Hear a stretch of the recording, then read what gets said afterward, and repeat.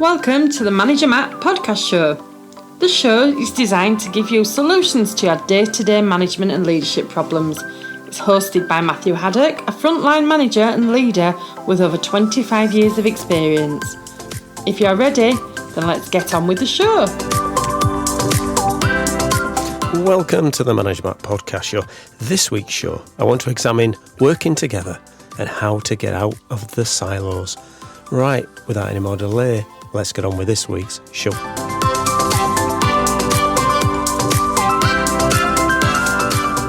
Welcome back to the Manager Matt Podcast Show. I say welcome back. Maybe you're a first-time listener. Maybe you've just been on your podcast provider, flicked in manager or silo or anything on those search things, and you've come up with the Manager Matt Show. Well, welcome aboard. If you are a long-term listener, and I do have quite a few of you around the world, thank you for tuning back in. Really, I'm sorry I've missed a few weeks recently, but over in the UK, we this time, it's July, August, when I'm recording these, we've actually, and this is amazing, you might have to sit down if you're not already sitting down, we've had some sun. Yep, we have had some sun. It's been so wet all the way through this year, which is a typical British summertime. But we've actually seen some sun, and I have taken the advantage of going out there and just enjoying the weather with the family. It is quite warm now as I speak. I'm actually in the recording area, and it's quite warm. It's one of those things where for the only time in the whole of the year, you actually might have or need aircon for one night. Anyway, that's us. What I'm going to talk about today is around a team subject. Someone asked me a question about a few weeks ago, and I thought I'll have a look at that. And I hear it a lot in businesses. Wherever I go, I've heard this, and I'm sure you can resonate with it. The idea of silos. We work in silos. Nobody works together. Nobody tells us what's going on. Feel left out in the dark. No direction. You get that, don't you? I mean, I don't think anyone ever says, I need nothing from anyone. I'm very happy on my own. I mean, I'm sure there is. And if you want to send me an email about that, please do. I'm sure there is people out there who'll just go, no, I'm very happy on my own. I do not need anybody else. And of course, there's no leaders that share, don't share anything. Keep it all to ourselves. Well, there's no good leaders who say that. Now, I'm being cruel there. I don't think it's a bad leader that says that. I think it's a leader that maybe has lost their way, have become a bit battered by the corporate world, and have decided that if they circle their wagons, if they keep it in-house, if they like, or in department or in team, then they're guaranteeing their work, maybe. There's a little bit of that, so you're feeling a little bit unsure of your own position, maybe. But majority of the time, in any business, you need to work across functions, and you need to get out of your silo, wherever that and whenever that may be, because you need to have support. Firstly, because how does a business deliver if it is always constantly battling these little internal politics? How does it manage to be successful? Well, it doesn't, does it? It might get by, it might limp along, but you know that if you don't get that link, you don't get the link between departments, between processes, it's so hard. And it becomes almost a job in itself. I've seen department leaders and even lower managers who spend most of the days fighting and infighting and trying to sort things out, which realistically means that they're not putting effort into, firstly, being the best they can for their team, but secondly, fighting your real enemy. Or competitor, if we're not going to be as bad as enemies. But yeah, how do you really fight and make sure you are the best? Because there's lots of competition in this world, more than any time. There's a global competition.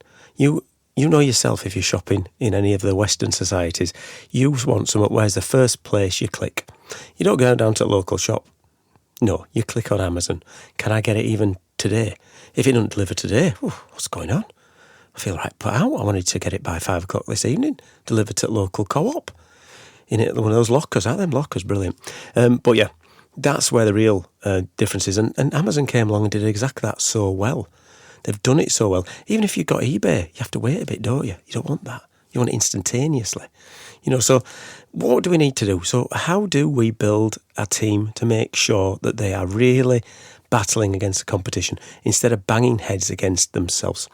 Well, it comes back to the basics, doesn't it? What are the values and what is the company there for is the first thing. And can you align the people in your team and the teams around you to those values and to the vision and mission that you're trying to deliver? Because that's where you can really get the boat going quicker, if you like. Because people are going to be able to say, well, this is towards that vision. Now it's aligned, I understand. Now that sounds so easy when I say it, but it's not. It's not easy at all. Because every business you go in, different departments have got different KPIs, different metrics, and most of them are polar opposite.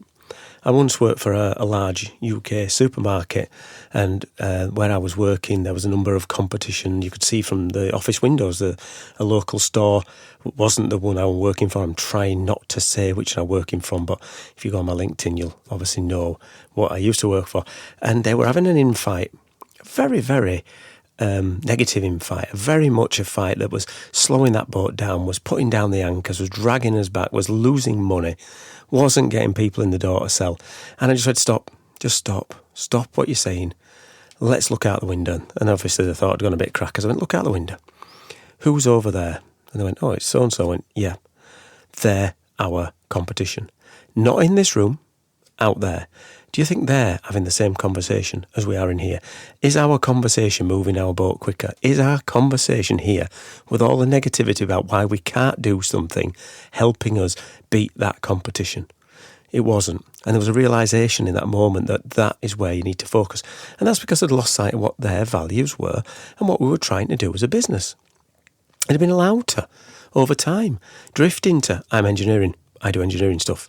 And that don't matter. If there's a PPM coming along, it had to have a PPM. Didn't matter if you missed service. Didn't matter if it were unsafe at the time. Because we had to do it. It says on my job card, I've got to shut this machine down. Same with the quality team. Nope, we're not sending that out. Why? Well, we're not sending it out because it says it's going to be a Pantone colour, so-and-so, and it's one shade out. Well, really? We're not going to put some on the shelf and make sure we're competitive because of that? They were all playing their own little games, and that's where you really got to break it. You've got to make sure that everything you're doing is making that boat go quicker. But how do you know which direction the boat's going? And that's where your vision and mission comes in. So every wall that has that on, do you, as a leader, refer to it? Have you even noticed it for the last, a few months? Next time you go in your meeting rooms, because there will be on every wall in your meeting rooms or in the corridor outside. Do you actually understand it? Do you ever start a meeting by saying, let's look at his vision, let's look at his mission? Where are we going today? Where is our energy going to be focused? Is it going to be focused on internally improving as a team, which makes us go quicker? Or is it going to be dragging us back? Is it going to be focused on our external competition and really going after them? Or is it going to be internally dragging the next department down, throwing the next department under the bus to make me look better? Have you done it as a leader? Have you done it? When you're in your meetings, do you say, it's commercials problems this? Oh, it's quality team's fault this? Engineering haven't done this? Or do you say, how do we work together to get this better? How do we move forward? Because I've even heard some places where they've actually said to team members when they've tried this, because it is a bit new to some people, stay in your lane, stay in your silo, you don't need to come out, you do that, purchasing will do this, the team will do that. And you think to yourself, well, how are we wasting our energy internally battling ourselves when the competition and the enemy, if you like, are outside the gates? Madness. So there's something to think about. How do you focus your teams to break those silos? And one of the things you can do, as well as the vision, the mission internally, is to start cross in the floor, getting off your seat and talking to those other departments. I talked about in another podcast a few weeks ago. Get off your bum, go see, go share, go meet him, have a coffee. Get them to understand the person. Get them to understand the frustrations that you might have, that your team might have. Let them come and sit with you. Spend some time in the shoes. Spend some time in their shoes, because they've probably got the same issues. So why not do that? You get to know the person, you are much more likely to understand that person's point of view, understand the pressures they're under, understand what they're trying to achieve and how it fits to what the business is trying to achieve. Don't send an email. Don't send a WhatsApp. Don't send a message. Get up and talk to them. Arrange to have a coffee, especially in the great weather we've had in the Britain. Stay outside for a little bit. talk about what's driving their department and what is the frustrations. Surprising how much frustration comes over in emails, doesn't it? When you're reading an email, you oh gosh, that sounds like that person's a right dragon. Flipping hell, he must be a nightmare. When you get to meet him, nicest person you can meet, proper nice chaps. Same with anyone, all down to earth, really want to get the job done, been working there years, and it gets lost. So get out there, go see him, because, if you stay in your silo, you might be successful for a year. You might do well, you might get promoted, but the business will suffer because it won't be doing what it needs to do, and it won't be sharing the ideas. It won't be getting the problem solved. It'll be putting barriers in the way of you, getting that boat going faster, getting the business more competitive and beating the competition. Right, well, I've got lots of competition out there, as you know, in the podcasting world. So if you haven't already, please share this one. If you've seen it on LinkedIn, share the LinkedIn post. Thank for those people who have. That's so much welcome. And send me some feedback, as it is the best gift you can give me, to managermattpodcast@gmail.com. Love to hear your thoughts on your silos. Tell me about the worst and best places you've worked who have either been very good at breaking down the silos or have put silos in place to make it difficult. Well, that's it for Manager Matt this week. Thank you so much for listening, and goodbye. Thank you so much for listening to this Manager Matt podcast. We hope you found it interesting, helpful and actionable. One last thing, please leave a quick review on iTunes or with your podcast provider, as it helps to spread the word of Manager Matt.